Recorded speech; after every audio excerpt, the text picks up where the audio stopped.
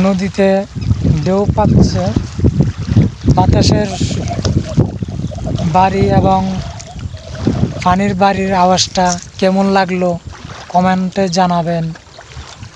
চারপাশে পাখি, কিছু পাখির ডাক শোনা যাচ্ছে।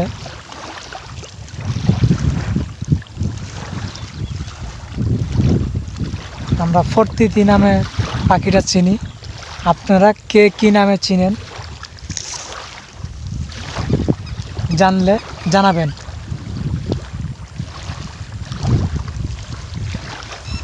এই যে পাখিটা ডাকতেছে, কিছুক্ষণ পর পর একটা করে ডাকবে, এই যে ডাকে।